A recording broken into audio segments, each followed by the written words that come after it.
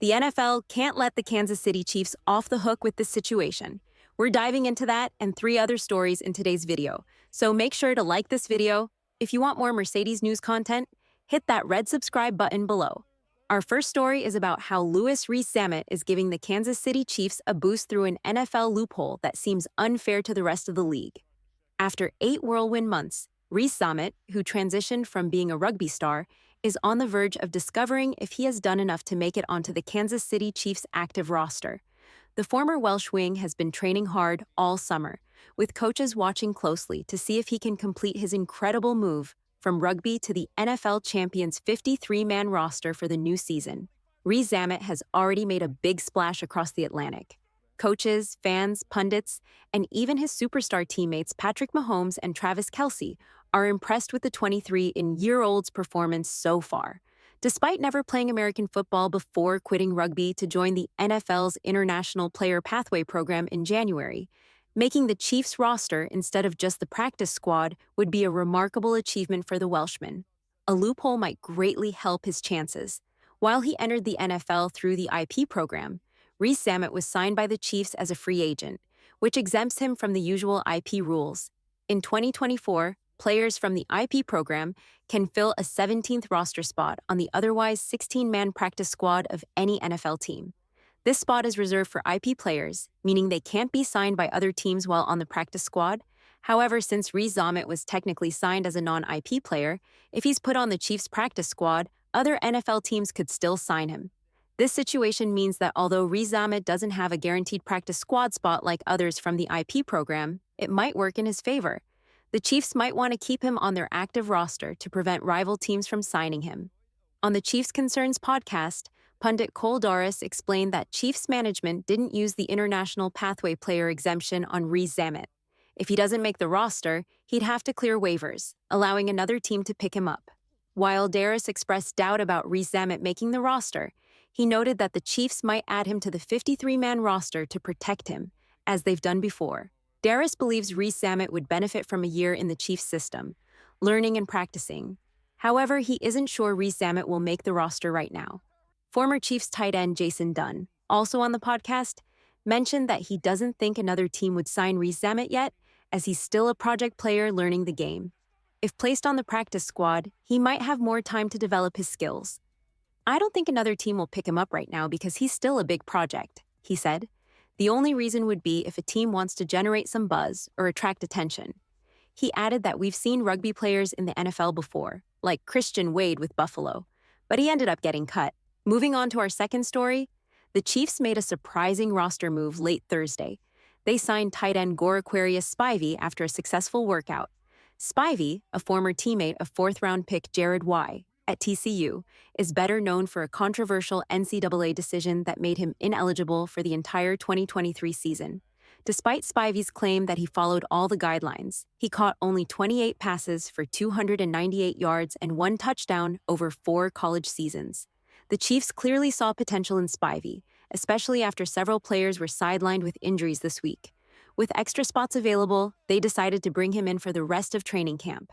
Head coach Brett Veach is known for his no stone left unturned approach, so adding Spivey was a chance to uncover a potentially overlooked talent. It's uncertain how Spivey will fit in immediately with the tight end group that already includes Travis Kelce, Noah Gray, Irv Smith Jr., and Y. However, he could become a valuable practice squad player if he impresses over the next few weeks. After starting at Mississippi State, Spivey transferred to TCU for the 2021 and 2022 seasons. Although he had limited playing time, his 6'5", 240-pound frame suggests he could fill a blocking role similar to Blake Bell's and occasionally contribute as a receiver. While Spivey may not make a significant impact in 2024 or beyond, the Chiefs are eager to see if they've found a hidden gem the rest of the NFL overlooked. The running back situation for the Chiefs has been a wild ride this spring and summer. Isaiah Pacheco is the clear starter, but the depth behind him is unpredictable. Veteran Clyde Edwards-Helaire was initially expected to be the backup, but second-year player Deneric Prince seems to have surpassed him in first-team reps. Rugby star Reid also entered camp with high expectations, but still has a lot to learn as he transitions to the NFL. Additionally, the Chiefs signed priority undrafted free agent Manny Bailey and are experimenting with wide receiver Kadarius Toney at running back. Another surprising twist is Carson Steele, an undrafted rookie whose stock is rising. According to Arrowhead Pride beat writer Pete Sweeney, Steele has been considered as a potential fullback who can catch, block, and gain tough yardage. He signed with the Chiefs as a running back, accumulating 3,800 scrimmage yards and 30 touchdowns over 3 seasons at Ball State and UCLA combined. His physical running style stands out compared to the other backs, as noted by Atoza Sports Kansas City reporter Charles Goldman. Recent practices have shown that shoulder tackles won't be enough to bring him down. Carson Steele has earned both first and second team reps, positioning himself just behind Pacheco and Prince. At the very least, Steele seems to have surpassed fellow undrafted free agent Manny Bailey and Reese Zammit. With Clyde Edwards-Helaire and Keontae Ingram still in the mix, the saying competition breeds excellence is definitely true in the Chiefs' running back room this summer. Our third story involves Chiefs quarterback Carson Wentz sharing his thoughts on playing for Andy Reid. In 2016, the Philadelphia Eagles picked Wentz as the number 2 overall draft choice. The following year, Wentz was a strong MVP candidate before a torn ACL ended his season. Nick Foles took over, and the Eagles won the Super Bowl. Since then, Wentz struggled to reach that level again and signed with the Chiefs as a backup to Patrick Mahomes. Kansas City is Wentz's 5th team in 5 years, following stints in Philadelphia, Indianapolis, Washington, and Los Angeles. Despite the moves, Wentz is enjoying his time with the Chiefs and coach Andy Reid.